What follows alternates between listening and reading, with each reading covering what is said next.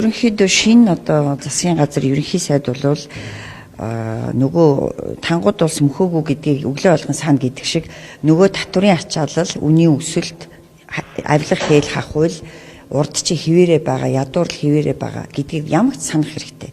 Тэр чиглэл рүү л үйл ажиллагаа явуулах хэрэгтэй. Тэгэхээр яг одоо өргөн барьсан тэр хуулийн барьсан ч гэж хэлээгүй те. Зарчмын хувьд барина л гэж хэлсэн.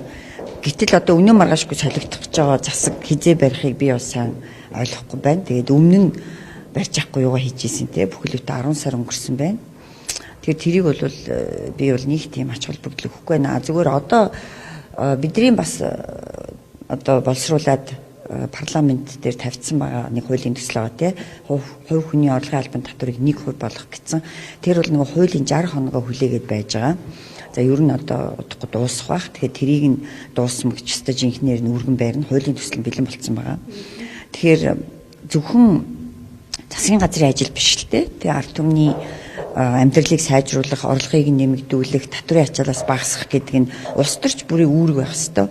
Тэр утгаараа одоо улсын хурлын гишүүнийхээ хуваар хууль өргөн барих бүрийн эрхийнхээ дагуу бол тэр хуулийн төслийг өргөн барьсан байгаа. Тэрийг ямар ч байсан ингээд зүтгүүлээд явна. Тэгжээж иргэн болгон баг чадвараа төлдөг татврынхаа хэмжээнээс өөрийнхөө карманд авч үлдээсэй гэсэн ийм л зорилгыг агуулж байгаа. Реформын шинж чанартай байж болох уу?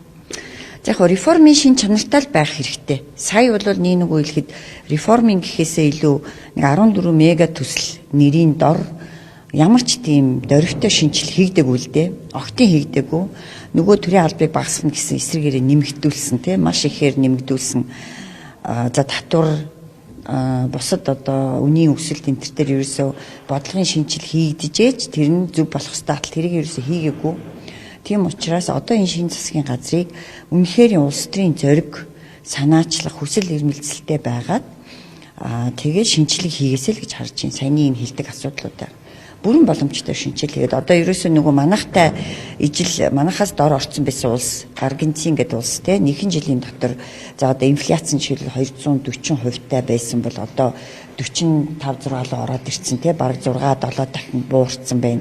Тэр зөв бодлого буюу зоригтой шинжил хийх юм бол асуудал цэгцрээл явна. Ард түмний юм дээр сайжраал явна. Тэгэхээр тийм шинжилгээний засгийн газар байгаасаа л гэж бодож байна. Гэхдээ худлаа хоосон популизм буюу PR биш, яг бодит ажлыг барьж аваад хийдэг ийм засгийн газар байгаад үр дүнд нь ард түмний нуруунд дээрээс татврын ачаал багасаасаа, үнийн өсөлт багасаасаа, инфляц буурасаа гэсэн ийм л бодолтой.